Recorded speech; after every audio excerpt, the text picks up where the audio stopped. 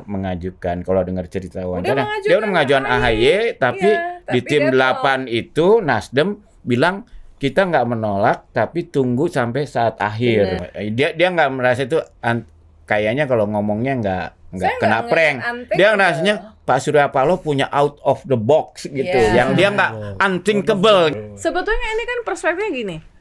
Caimin ini harus jadi cawapres, Gus Imin ini harus jadi cawapres. Udah dalam posisi siapa aja deh presidennya, yang penting saya harus jadi cawapres. Mas Gibran kalau misalnya ternyata eligible, artinya keputusan MK, potensinya sangat besar untuk menjadi cawapresnya Prabowo.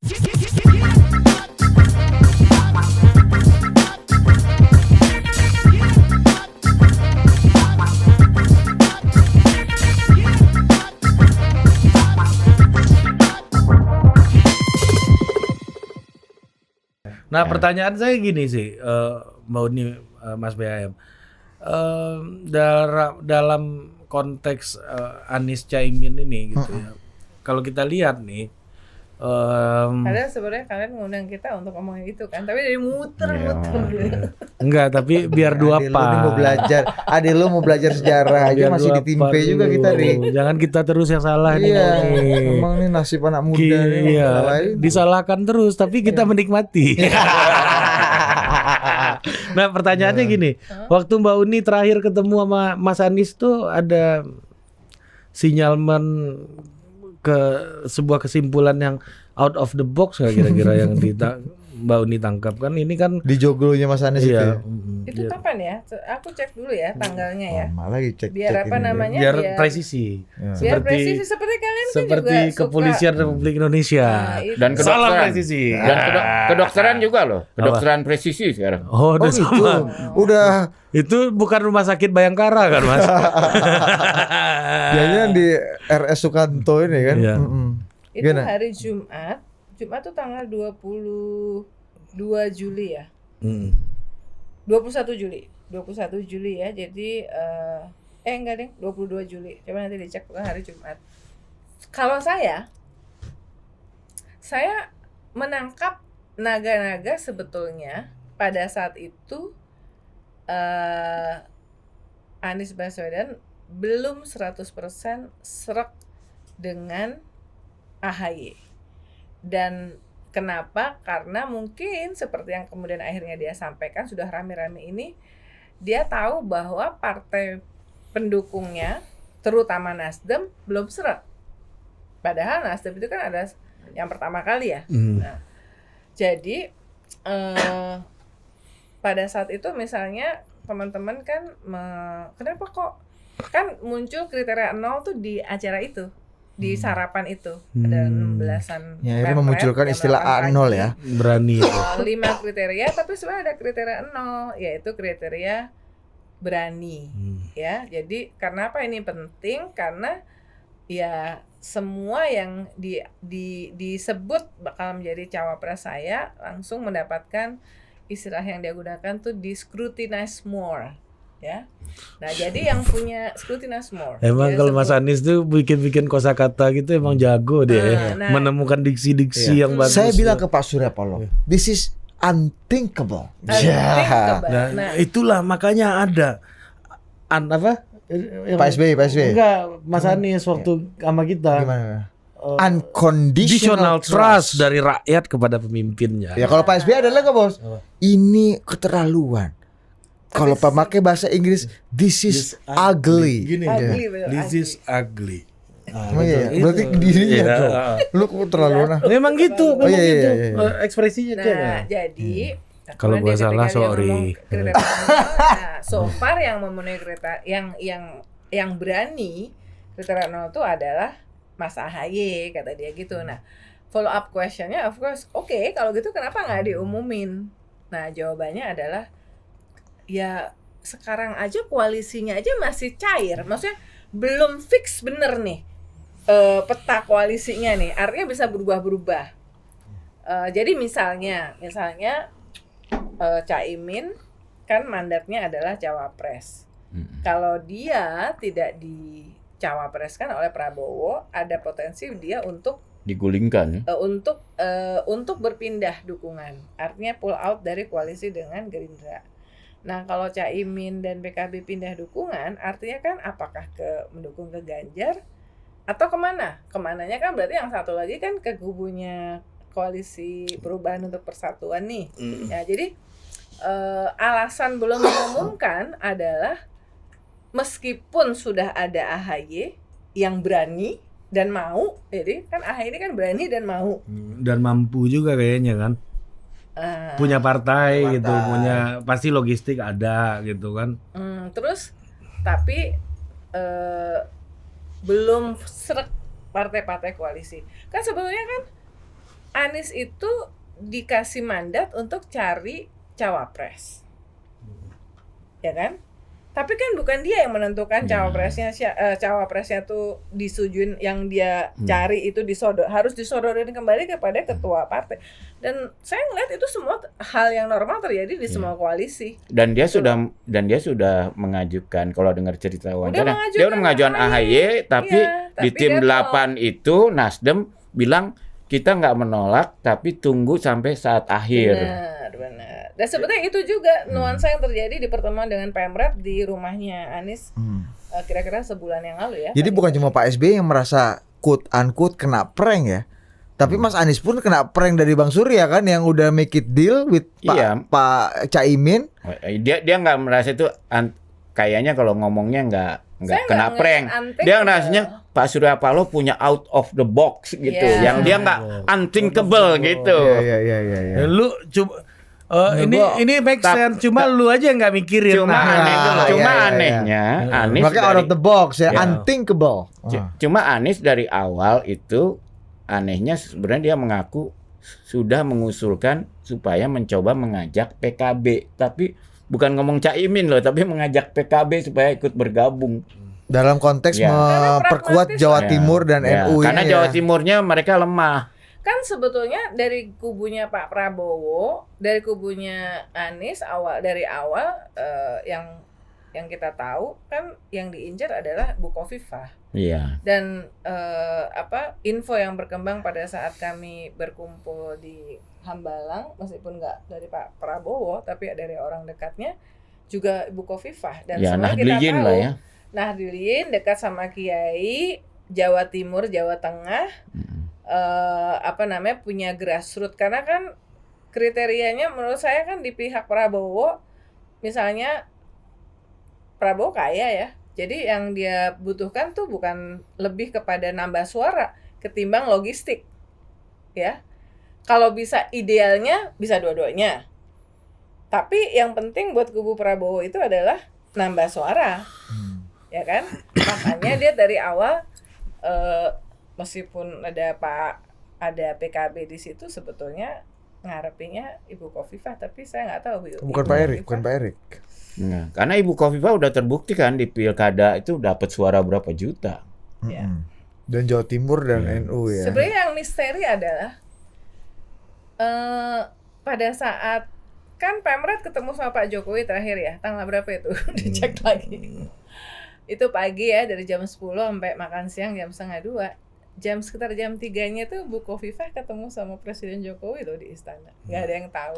Iya kan, ini gubernur bertemu dengan presiden. Itu this not ugly.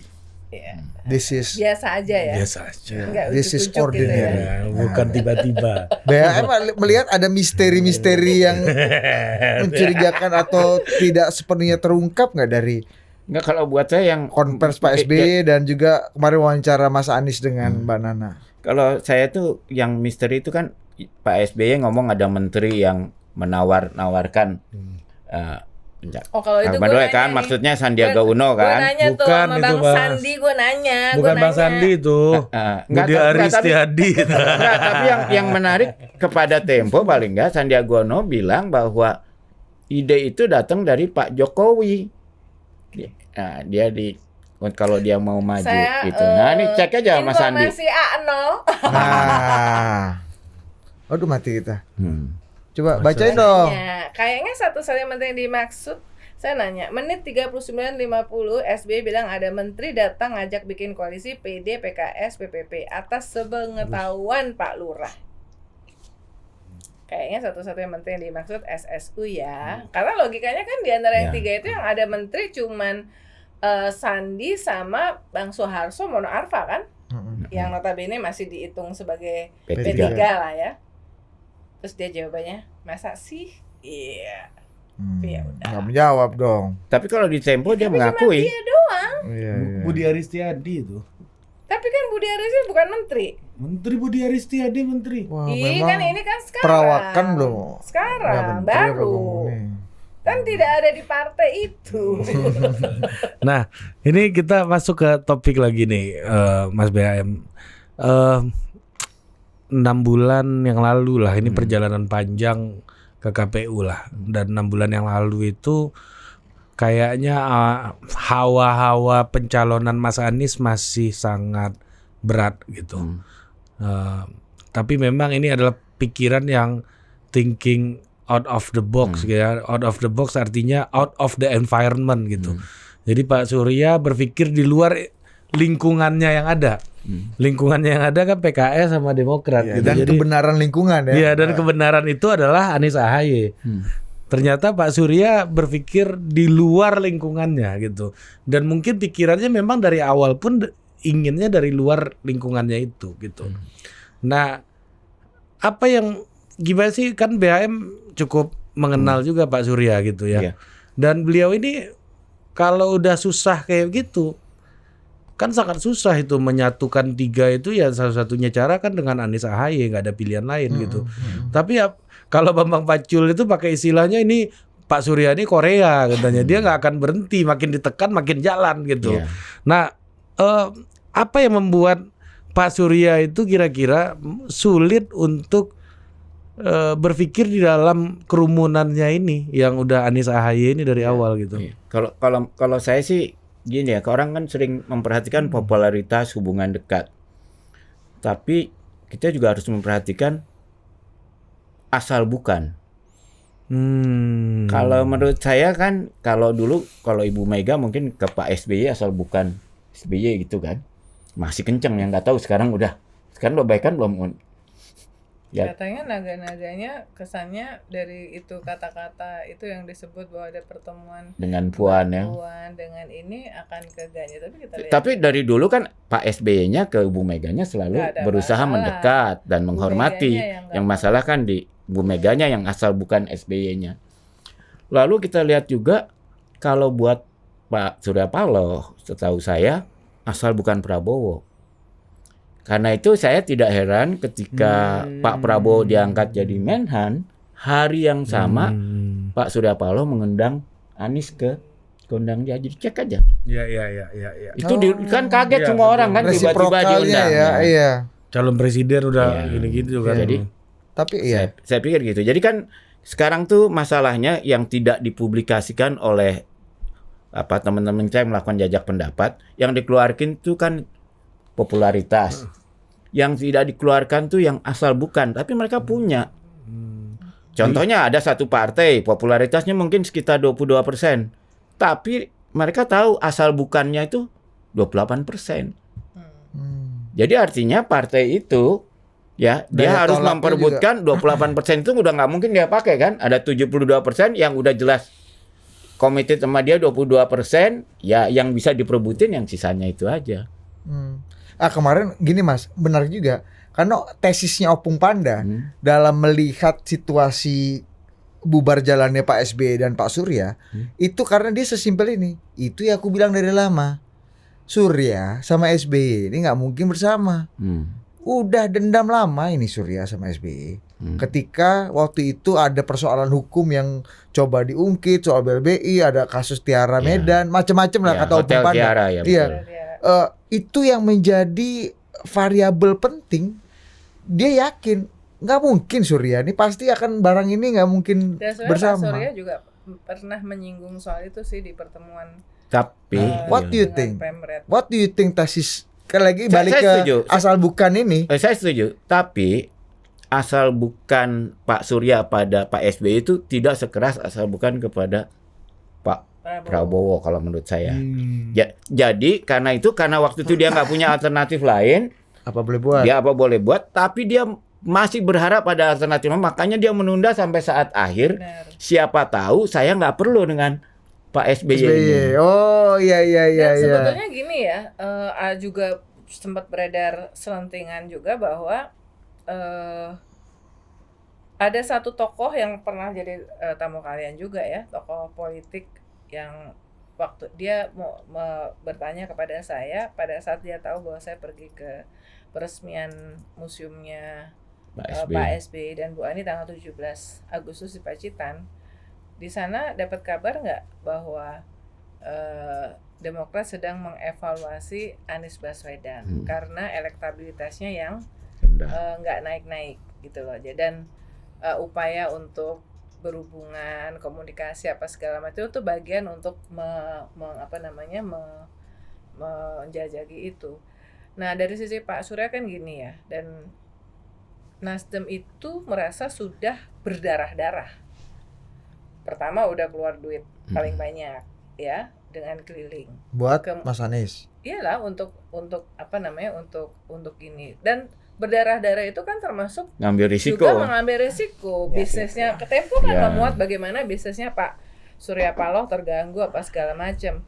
Jadi yang sebenarnya udah berdarah-darah dan berkorban banyak ini kita. Tapi kenapa kok kita nggak bisa punya opsi lain untuk memastikan bahwa pasangan yang kita usung ini akan menang?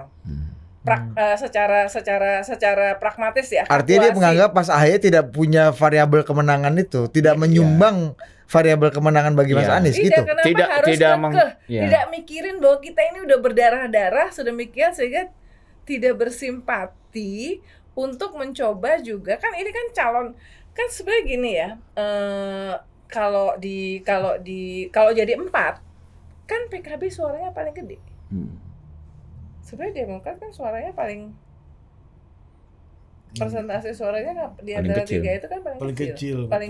Jadi sama PKS dari pihak Demokrat. Nasdem tuh ngerasa PKB itu nomor 4 tadi ya? Nomor 4. Setelah jadi harusnya PDI, Golkar, Gerindra, PKB itu harus bahkan kalau jumlah suara sebetulnya Gerindra lebih tinggi dari Golkar ya, tapi kursi kalah. Nah, Pak Surya Paloh tuh pernah kami tanya waktu ketemu sama Pemret, kenapa kok langsung bisa klik, knowing bahwa sebelumnya ada tidak 100% hubungannya itu smooth karena ada background. Kenapa kok langsung bisa klik sama koalisi sama Demokrat? Pak SBY itu mengatakan, ya karena Demokrat datang ke saya tidak dengan persyaratan bahwa AHY harus jadi cawapres. Karena itu startnya karena itu kita karena nggak pakai syarat, nggak pakai kondisi-kondisi, jadi oke. Gitu ya. Oh, jadi membeda ya. Ini tadinya ayo kita jalan bareng-bareng, tiba-tiba di tengah perjalanan minta status gitulah kira-kira ya. Kalau saya karena udah nyaman HTS ya. karena udah nyaman nih Mas pacaran. Karena kebetulan saya tahu itu, jadi memang dan kemudian kan at the end of the day saya rasa dari Pak Surya yang penting Anies jadi presiden nih. Siapa yang yang paling mungkin untuk membuat Anies jadi presiden? Apalagi karena tadi udah berdarah-darah itu gitu loh. Iya, artinya Pak Surya tidak melihat Mas Ahaye adalah push factor utama penunjang Mas Anies jadi presiden dong. Enggak, karena kan titik lemahnya Jawa Timur dan Jawa Tengah. Kan Partai Demokrat tidak membawa kekuatan di situ. Iya. Tapi waktu di awal kan nggak ada. Ya mungkin di dalamnya ada orang-orang di PD yang merasa bahwa AHY harusnya layak menjadi cawapresnya Anies, tetapi Nasdem punya hitung-hitungannya sendiri. Mungkin kalau Demokrat ngasih Emil Dardak mungkin lebih make sense buat karena Wagub Jawa Timur. Iya, Wagub Jawa Timur kan buat Surya Paloh. Ada eto-etoan ada cantol-cantolannya lah. Kalau dari rilisnya Sekjen dan kemudian statementnya Pak SBY itu kan soal udah ada surat itu dan kemudian udah kok nggak dibilangin, jadi seolah-olah ditinggal gitu kan, karena kan udah sama pakai PKB tapi kok ini ditinggal nggak diajak ngobrol. Sebenarnya kan kayak lebih karena itu deep inside harusnya Partai Demokrat tahu lah bahwa sebetulnya menerima PKB masuk dalam koalisi itu harusnya nambah kemungkinan calon Kemenangan. yang mereka usung itu punya potensi untuk menang. Ternyata tujuannya Pak SBY dan Partai Demokrat bukan hanya itu, tapi bagaimana Mas Ahy ada di kertas suara kan? Ya, Karena dia berjuang dan ketika itu opsi itu udah gugur ya nggak ada lagi opsi aku harus bergabung dengan bahkan kalau kita dengar ya kalau kita dengar pengakuan Anies pada Najwa kan dia bilang malah udah diancam itu. Harus sebelum Anies tanggal kalau 3 sebelum September. tanggal 3 September kalau enggak mereka ada kemungkinan mengevaluasi. Dan akhirnya dipaksa untuk nulis surat itu kan katanya. Ya bukan dipaksa lah, diminta harus ada bukti tertulis. Ya, tapi suratnya tidak boleh disimpan. Nah itu gimana tuh? Iya. Oh enggak, bukan tidak boleh disimpan, ada di Bang Sudirman Said kok. Iya. Iya, tapi Nggak boleh disimpan. masing-masing nggak boleh nyimpan dan nggak Bisa- boleh foto. Iya, jadi Mbak Uni ngirim surat ke saya nggak boleh ambil, harus dilihat aja, habis itu dikirim di Kalau- dalam dunia per Kalau kata Hasan negosiasian, Nazifi apa? ya, Kata Hasan lu paling Nazifi, bagus lah. selama sepanjang saya di dunia tipu-tipu kayaknya agak nggak pernah Nah, nih tipu-tipu sebenarnya- kayak gini. Sebenarnya kesalahannya satu, mestinya surat itu juga ditandatangani oleh Nasdem. Kan Nasdem tidak menolak sebetulnya. Tapi Cuma minta supaya sampai saat akhir. dan Nasdem tetap berusaha mencoba opsi lain di luar AHY kan? Iya. Ya artinya lagi-lagi kembali ke postulat awal, Nasdem tidak atau Bang Surya tidak terlalu percaya bahwa skema AHY yang menjadi pendamping Iya. Mas Anies bisa membawa kemenangan kan? Bukan Seperti nggak percaya, tujuan. berat lah. Iya, nggak Kalau yakin ada yang amat. mungkin yang bisa Nggak, lebih aku nanya gampang. sama kamu, kalian berdua Salah, wartawan, politik, udah ketemu, udah kelasnya menurut saya udah layak untuk disebut analis karena apa? Kalian bertemu dengan tokoh-tokoh politik. Wartawan dia Kamu apa, Analis. udah, kamu tuh ini apa namanya konten pewawancara. YouTuber. Menurut kalian AHY membawa tambahan suara nggak buat Anies? Nah, lu kan konsultan lu, biasa penasihat. Lu jawab dong. Gua wartawan, lu kan konsultan. Sebagai wartawan. Enggak, kalian berdua. Iya. Atau mungkin dimudahin Lu lah, deh. lu- Kalau pasangan AHY sama Caimin sama pasangan Anies sama Caimin sama Anies dengan AHY, potensi Bu- Kalau menangnya- menurut Di sini gua, menangnya tinggian menurut mana? gua percaya bahwa elektabilitas atau kecenderungan orang untuk memilih itu pertama lebih fokus dan lebih berat kepada presiden. Ya, betul. Jadi ya udah itu presidennya siapa dulu, mau wakilnya sejago apa, mau wakilnya sejawa timur atau se-NU apa, depends on the president. Itu pertama. Jadi nggak terlalu ngaruh siapapun. Yang kedua, kalau kita lihat dalam pembagian elektabilitas, Mbak, dari ketiga calon itu udah diambil habis 90%-an untuk ketiga capres yang sudah punya decision. Jadi siapa yang lebih banyak? Jadi siapa yang lebih banyak? Enggak. Karena kalau lihat kayak kemarin lah poll pendapatnya Kompas, kan ada yang sudah tidak akan pilih yang lain, nggak gerak, masih memikirkan kemungkinan pindah dan yang sama sekali tidak setuju. Iya. Kan yang masih menyatakan bisa pindah itu cukup besar. Tapi yang udah menyatakan memilih kan udah 90%-an kepada Tapi tiga calon ini. enggak, Mas di- BHM itu simple, Iya. Dit. Iya. Iya. Menurut kamu Anies Muhaimin sama Anies AHY potensi menangnya lebih gede yang mana? Nggak Jogo. tahu ya. Kalau dari potensial survei, surveinya Mas AHY lebih tinggi dibanding Caimin gitu aja. Artinya kalau Ini dianggap kan gua matematika, pertanyaannya kan Bukan, pasangan. ya kalau dianggap matematika ansih, ya Mas AHY yang bisa menambah. Kalau plus A tambah B jadi C, ya yang faktor B-nya secara elektoral Mas AHY secara angka dari berbagai survei lebih tinggi daripada Caimin. Jadi mungkin faktor kalau kita bicara dari segi survei, ya Mas AHY yang punya potensi.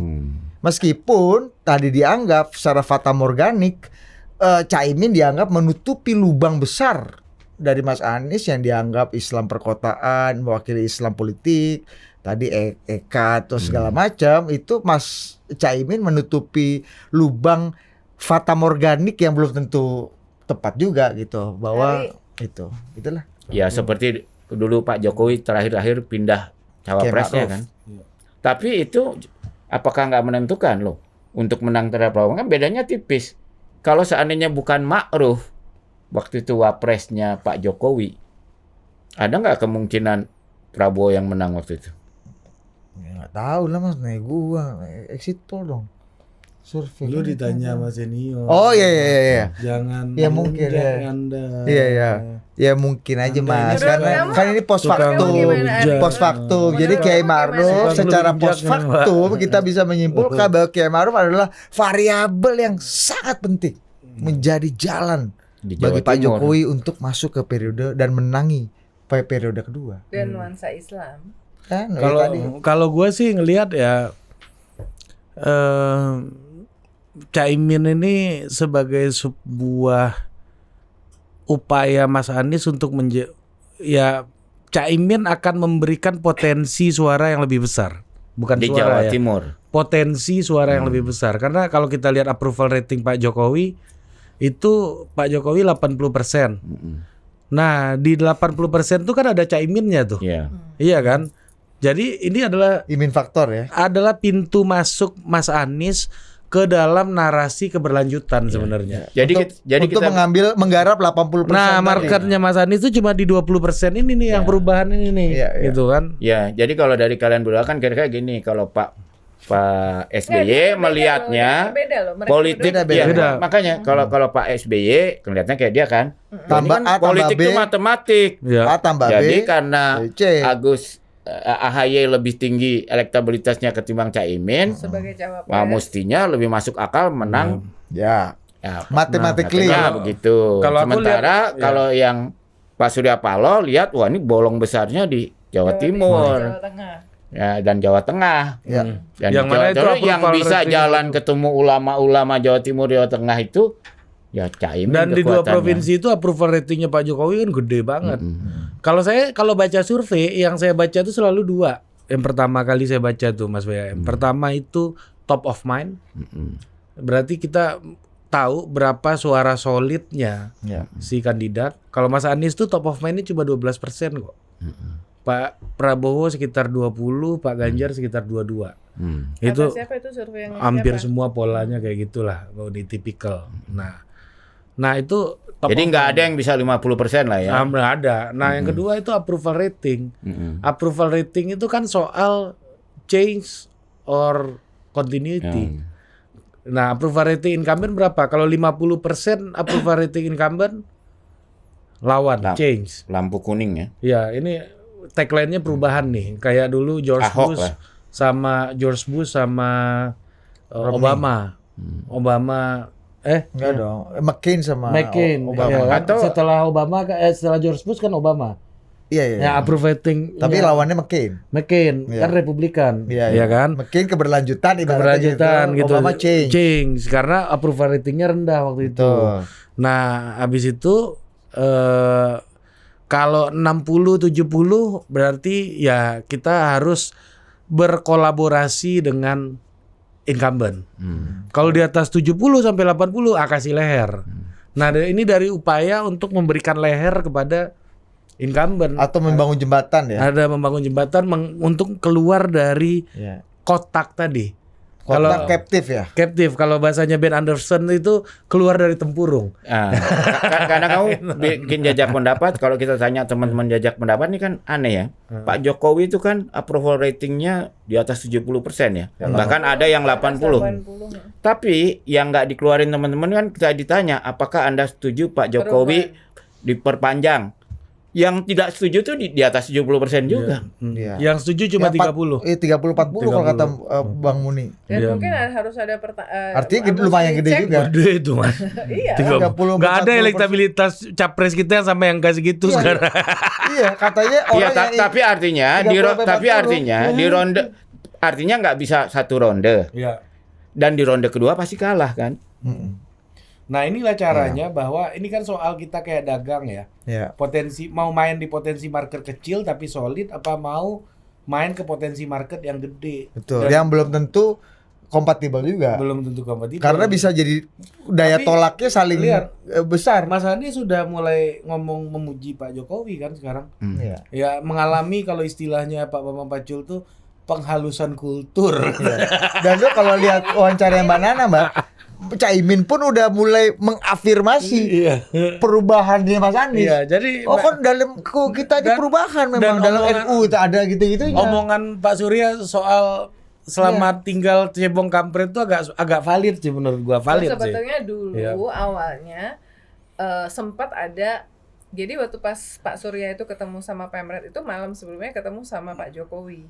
Jadi Sebenarnya fresh dong di situ itu infonya. sebetulnya Pak Surya itu mengusulkan Anies Ganjar untuk menghentikan Dan si polarisasi. cebong kampret ini. Dan Sudah barang yang tentu. nggak tersirat supaya jangan Prabowo kan.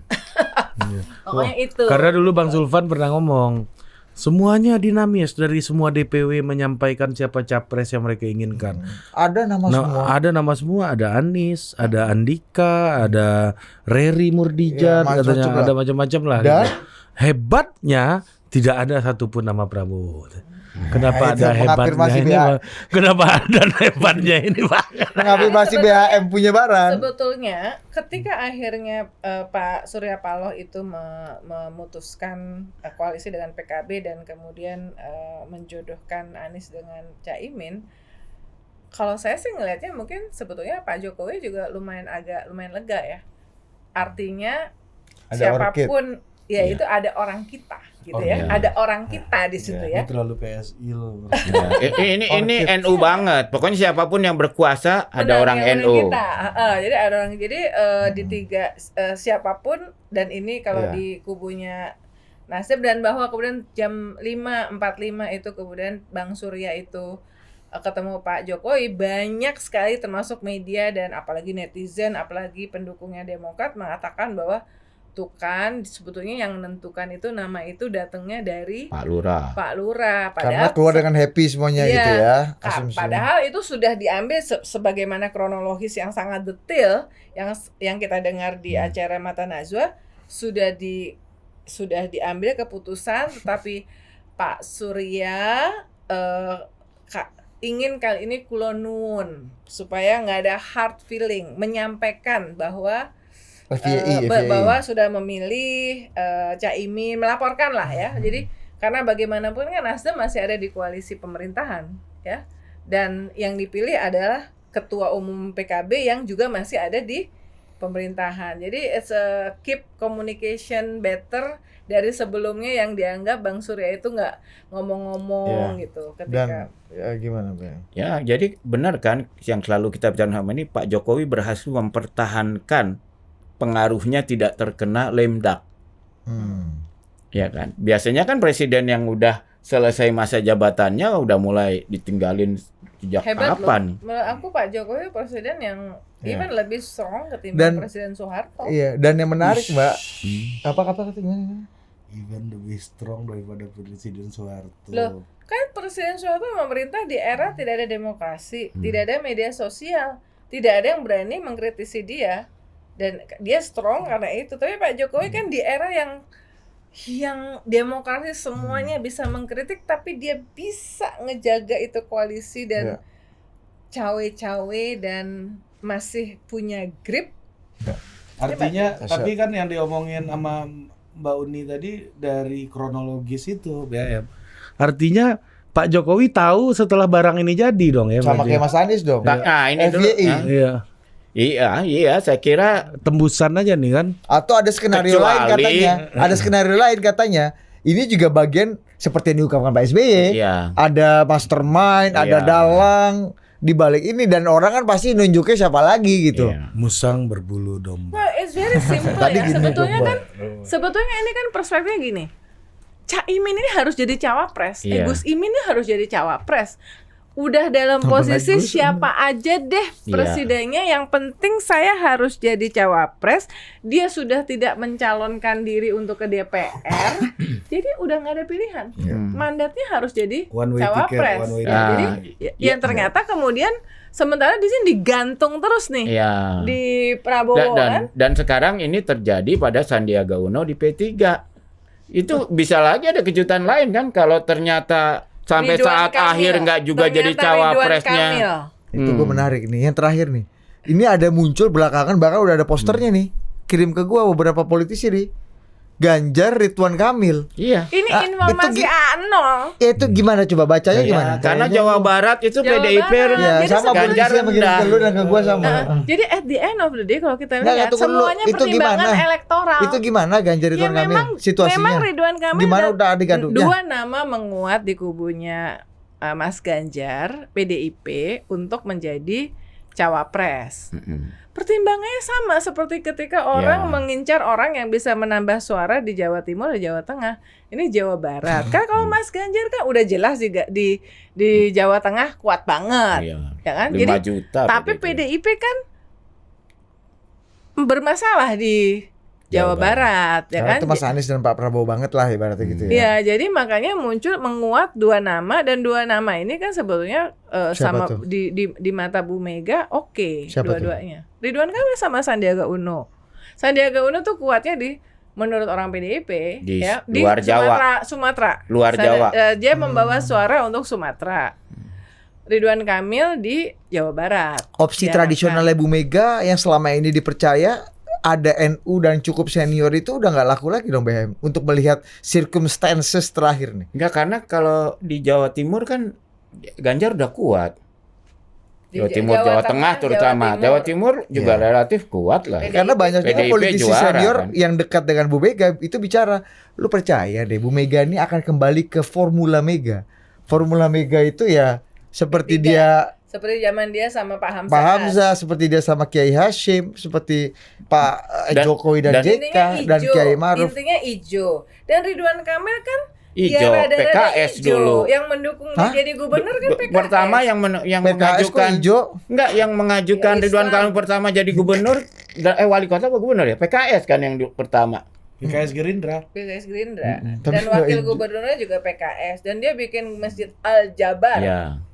untuk menjawab Ya. aspirasi dari Kehijauannya. umat Islam di Jawa Barat. Jadi kan ya dia kan Dan ini juga ini Jadi juga bisa hijau ya, Ridwan secara- Kamil juga bisa jadi bisa hijau dianggap ya.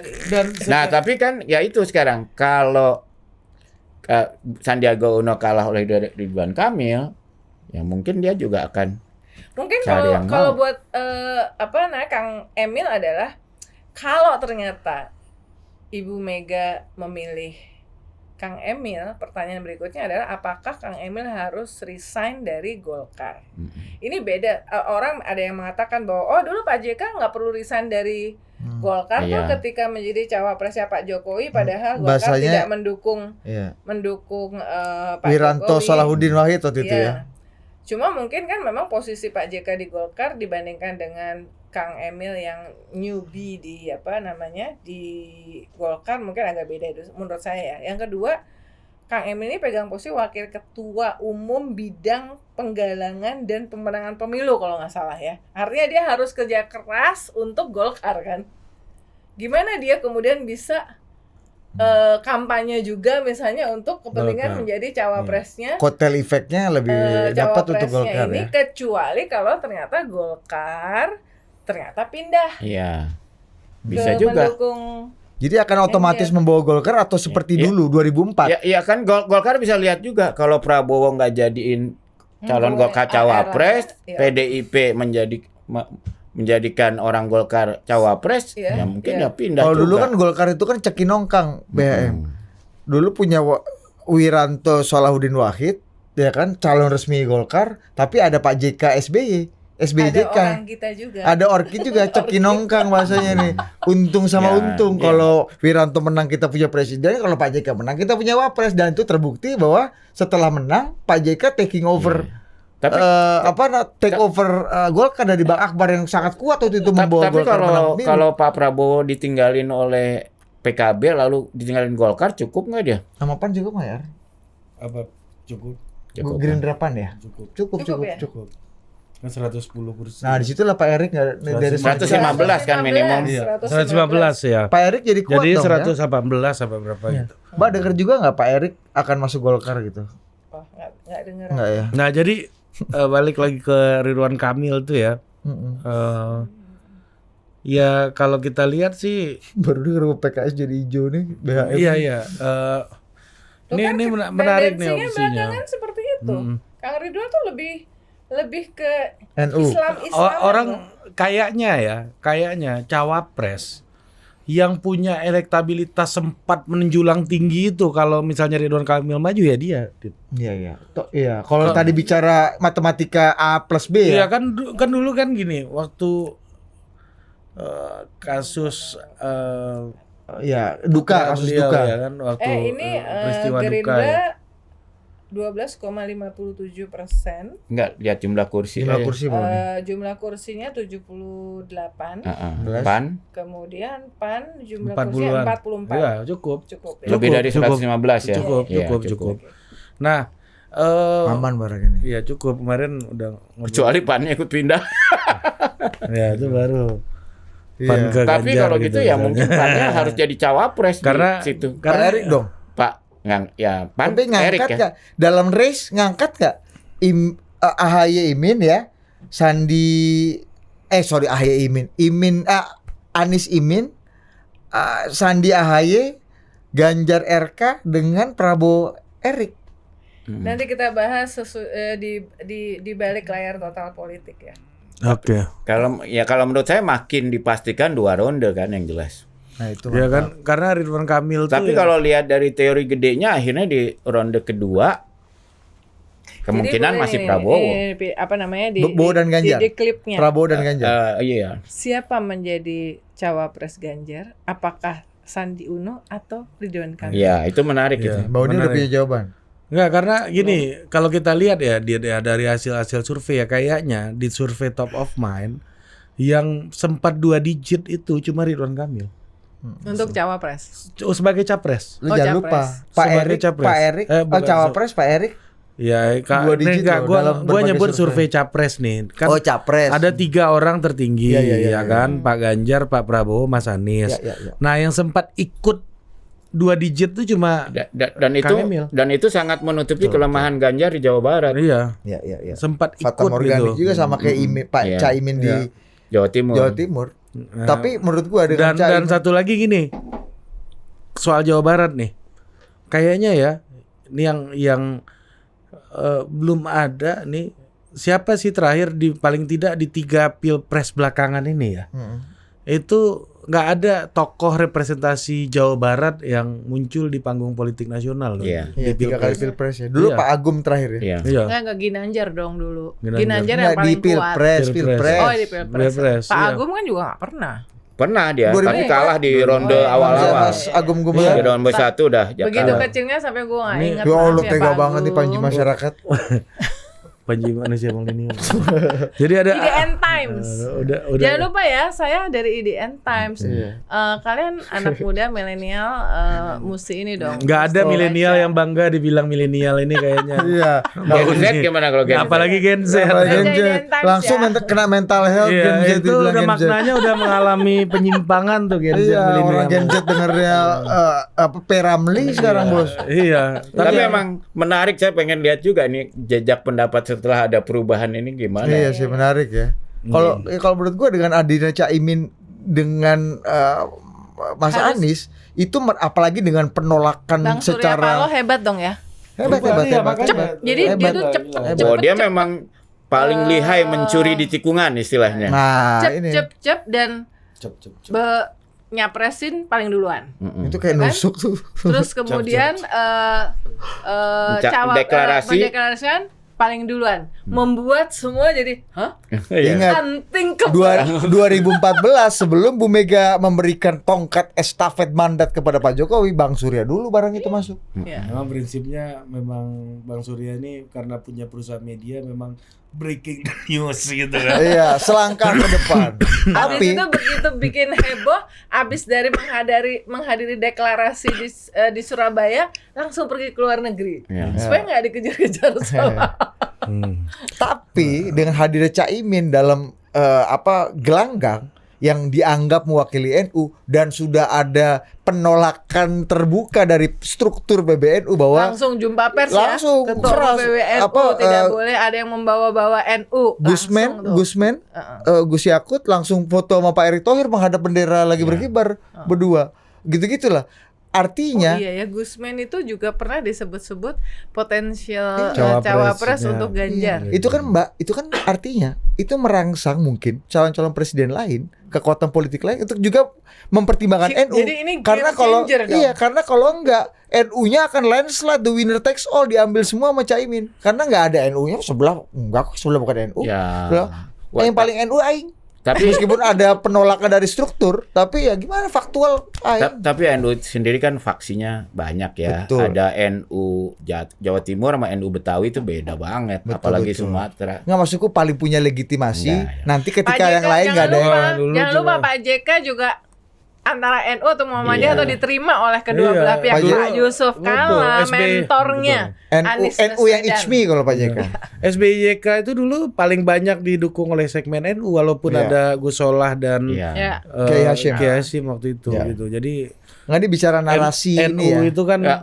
NU ini kalau kita bicara sama kawan-kawan di sini kan ini lebih soal substansi gitu. Jadi Kalau joke mereka NU itu apa nunut urip katanya. Jadi siapapun yang berkuasa dia Gua nggak ikut. berani ngomong itu. Ya itu kan joke dari zaman dulu Ya, gitu kalau ya. Bung Hatta bilang tuh jadilah Joke di antara mereka. NU garam tak terlihat tapi ada rasanya. Cie. Ketimbang NU gincu yang tampak tapi nggak ada rasanya. Ya. Tapi nggak bukan itu Islam masalah. Ya. Jadi kalau kutipan Nggak, Bung Hatta itu Islam. hebatnya NU kan apapun siapapun pemenangnya Adalah gitu. NU. Nah, NU Orchid. Karena ada orang NU. Itu juga orchid. Itu sama kayak ini juga, Mbak.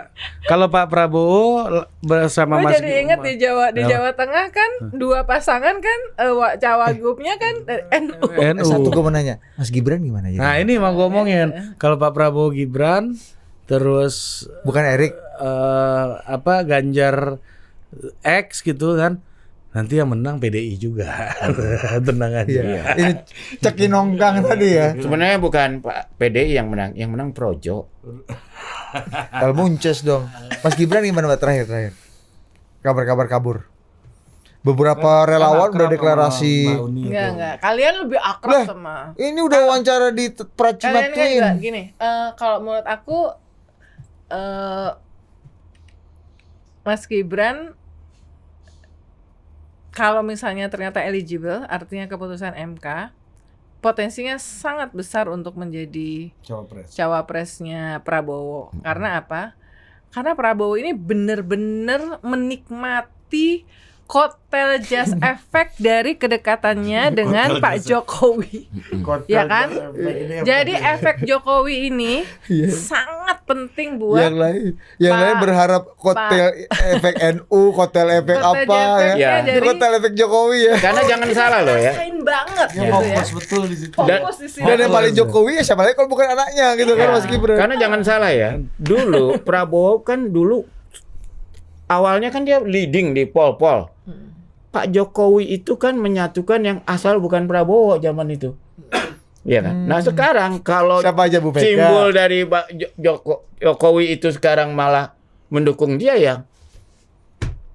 Dia Jadi itu, menikmati. dan bagaimana Kak Erick Thohir kalau itu terjadi? Menurut saya nih, Kak Erick Thohir siap untuk menjadi ketua tim pemenangan nasionalnya Lagi dong. Prabowo Gibran. Gibran. Kalau Gibran. Iya, Karena Kak Erick dekat itu dengan Gibran. sangat setia kepada Pak Jokowi. Pokoknya penugasan apapun. Berarti kalau nggak Gibran Dan- berarti the only chance Pak Erik dong. Menurut saya ya, ini yang pertama adalah Mas Gibran sangat penting untuk ngambil posisi cawapres Pak Prabowo karena pertama bisa menyatukan banyak kekuatan politiknya Pak Jokowi seperti yang Mbak Uni bilang tadi.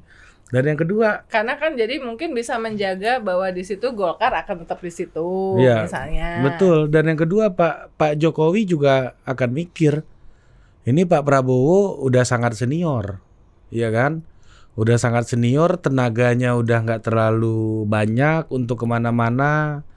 Terus mungkin kalau tenaganya nggak terlalu banyak untuk 2 periode juga nggak terlalu masih dispekulasiin orang Nggak apakah terlalu pengen. nggak masih orang masih akan berspekulasi di umur Ngomong 7 2029 iya, ya. 79 tahun apa iya Pak Prabowo masih lanjut periode 2 atau enggak. Kalau Mas Ganjar kan orang kalau berpikir jadi presiden Pasti 10 tahun. Nah, kalau Pak Prabowo masih tanda tanya buat Mas Anies orang. juga gitu ya, 10 apa tahun. secara kesehatan apakah Ya. masih memungkinkan atau Dan enggak? Pak Dan Prabowo mau. satu hal loh, kalau menurut saya Prabowo itu kalau diantara politisi mungkin orang yang paling loyal tuh Prabowo ya, Uni ya. Dia nggak pernah mengkhianati orang lain. Tipenya Prabowo tuh tipe loyal. Siapapun dia nggak pernah mengkhianati. termasuk kepada janjinya. ABRI. Iya. Termasuk Nah, coba-coba gimana nih? dia tuh emang tipe Prabowo loyal. tuh gini, dia tuh merasa dirinya Nanti kita seorang bilang satria Prabowo ya. Gara-gara ngomong kayak begini. Dia merasa dirinya seorang satria sehingga dia tuh rela jadi martir gitu loh untuk Contohnya berkorban. waktu sebetulnya pada saat dia dapat keputusan dari DKP bahwa dia dinyatakan bersalah, dia kan bisa kalau bisa membuka Siapa siapa yang memberikan perintah. Dia kan nggak pernah karena dia mikul dur Jeram-jerom. mendem menjaga institusinya ABRI, institusi kepresidenan supaya tidak ikut jatuh. Selain Pak Prabowo, yang dua lainnya pernah berkhianat nggak? Sampai jumpa lagi di Total Politik.